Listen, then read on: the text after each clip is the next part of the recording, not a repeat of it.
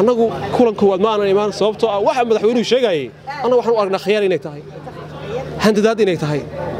inay propaganda tahay in ceelbaan furaya iyo saasan yeelaya waxa anaga ma dhageysan karno niyo madaxweynaha haddii horumarka dalka uusan ka sheekeenin baaba dalka inuu ka sheekeeyo miyaa rabtiin horumarka la qabto muxuu yahay xasan sheekh wuxuu u soo yeeriyo inay meesha mariyaan ba iyaga ujeedoonkoodu yahay xildhibaanada mucaaradka waxaa lagu eedeynayaa iyagoo waddanka jooga in kulankii koowaad iyo kii labaad oo maantaba aysan soo xaadirin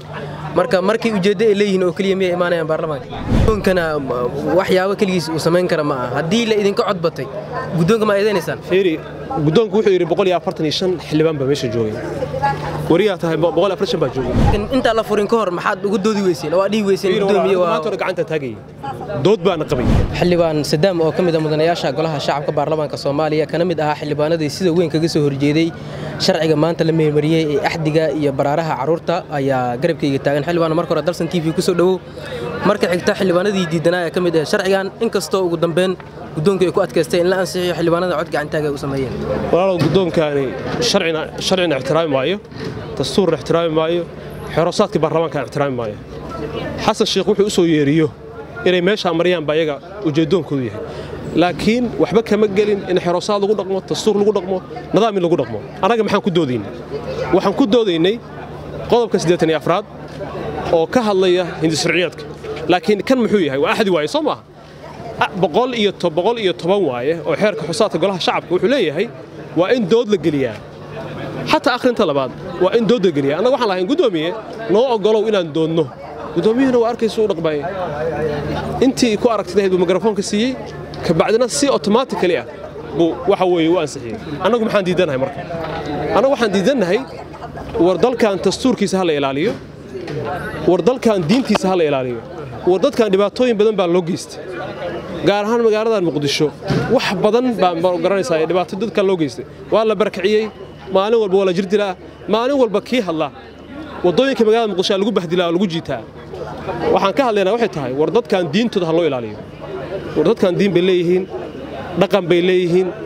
sharciga waxa ku qoran ilmaha Soomaaliyeed wuxuu xor u yahay oo uu aamini karaa diinta uu rabo wuxuu yeelan karaa fikirku rabo suu rabo u dhaqmi karaa macnaheedu waaye guud ahaan annagu marka waxaan leenahay war maxaa inagu kallifaya inaynu ka gaabsanno ama la dhaho reservation baa ka galaynaa reservation maxaan u galaynaa diintana reservation ka galaynaa maxaan u gaabsanaynaa annaga yaa inagu khasbay innaga inaan carruurteenu la dhaho diin kasta lagu faafinaya maxaa marka annagu aadalishanaynaa tasuulka markii aadin waxaa tiri guddoonka wax kasta oo madaxweynaha u yeeriyay qaataan maxaad ula jeedaa waxaan ula jeedaa horta baarlamaanka Soomaaliya wuxuu isu bedelay xafiis ka mid ah fila Soomaaliya xildhibaanka iyo aragtidiisa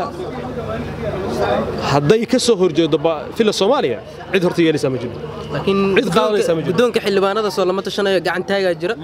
guddoonkiisa waxa waa la laalay sharcigii iyo dastuurkii dalkan waa la laalay aragtida fila Soomaaliya meeshan laga shaqeeyaa waxa ku cadaynaysa annagu waxaan ku doodaynay waa dastuurkii dalka qodobka toddobaad dastuurku wuxuu leeyahay diinta islaamka ma aha diinta yani waxaan ka hadlayaa waa xorriyada diinta aqeedada iyo diintu ka hadlaya waxa weeye diin aan ahayn diinta islaamka lagu faafin karo dalkan haddii ilmihii Soomaaliyeed sharcigiisa yani sharciga meesha la marinayo uu leeyahay ilmuhu diintu rabo aaminaya macnaheedu waxa weeye Soomaaliya waxa lagu faafin karaa diinta la rabo doodan qabno taas anaga dooda labaad qabno waxay tahay dastuurka ruuxiisa war dalkaani waxaan diinta islaamka waafaqsanayn yaan la marin dastuurka inuu qoran tahay shariicada islaamka ku qoran tahay yani dalkan shariicada islaamka iyo diintiisa iyo ku dhaqankeeda aad baa loo ilaaliyo marka walaalo guddoonka baarlamaanku niman waxa weeye ujeedooyinkan meesha fadhiyay ujeedkooda waa fushadeen laakiin waxa ku sheegaya oo ku soo gabagabeynaya aragtida xasan sheekh ku shaqeeya aragti kale kuma shaqeeyaan laakiin cid kale dhageysanaya ma jiro markii cod gacantaag la sameeyo waxa loo kala baxaa xildhibaanadii badan la raacaa hadda waa la idinka gacantaag badnaa guddoonkana waxyaabo kaligiis uu sameyn kara ma aha haddii la idinka codbatay guddoonka ma eedeynaysaan fiiri guddoonku wuxuu yidhi 145 xildhibaan baa meesha joogay wariyaa tahay 140 baa joogay laakiin markii la furayo golaha qol ma aysan joogin fiiri walaal anaga maxaan boorta hadalnaa inaad dooda lagu ogolaado oo stage-ka lagu ogolaado oo mikrafoonka lagu ogolaado oo aad hadasho ba sharciyad u leedahay hadaan intii lagu ogolayn ka war laakiin inta la furin ka hor maxaad ugu doodi weyseen oo dhihi weyseen guddoomiye waa maanta gacanta taagay dood baana qabay فريتانك dood baan ka qabay wax walba dood baan ka qabay boqol fiir anu 4 saac iyo xogaa waan baarlamaanka konton xildhibaan baa joogay baarlamaanka gabadha iyo wiilasha ansixiya waxaan leeyahay xaadiriye xildhibaanada konton xildhibaan baa joogay afkooda iga sheegeen marka waxa weeye meeshan sharciga nidaamka dawladnimada waa la laabay aragtida filla Soomaaliya waa meeshan ka shaqeynaysa laakiin waysan ogeyn meeshan shuruuc weyn baa soo socota hadday saa u dajuubaan waa ku adkaan doontaa in marsadaan laakiin haddii maanta ba sharciga la ansixiyay birina lama ansixin karo waa adkaanaysa waa ku adkaan doontaa annagu maanta uma diyaarsanayn laakiin xildhibaanada mucaaradka hadday saa u sii dhaqmaan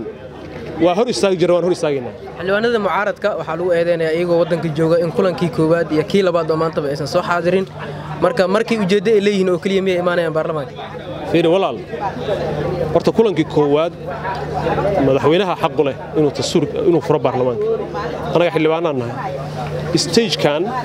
iyo platform-kan waa meesha aan aragtida ku soo gudbisano in madaxweynuhu furana waa dastuuri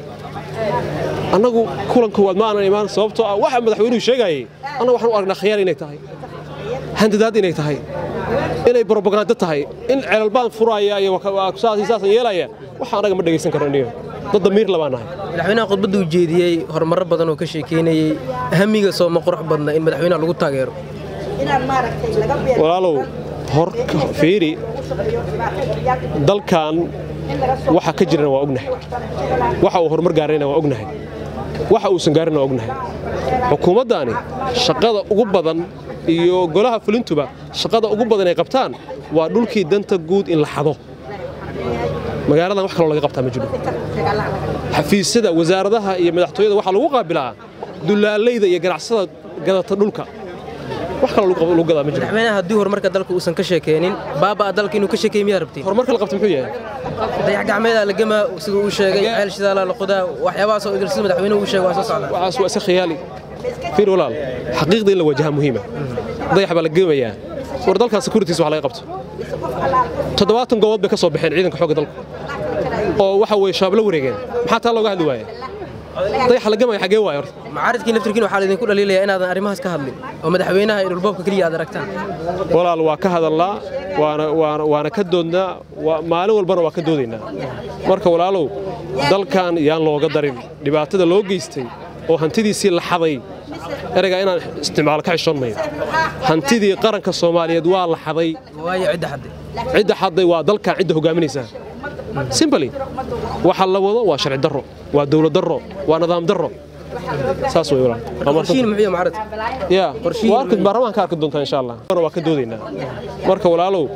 dalkan yaan looga darin dhibaatada loo geystay oo hantidiisii la xaday erayga inaan isticmaal ka xishoonay hantidii qaranka Soomaaliyeed waa la xaday waayo cidda xaday waa dalka cidda hogaaminaysa simply waxa la wado waa sharci darro waa dawlad darro waa nidaam darro saas way walaal qorshiin muhiim mucaarad waarkad baarlamaanka arki doontaa insha Allah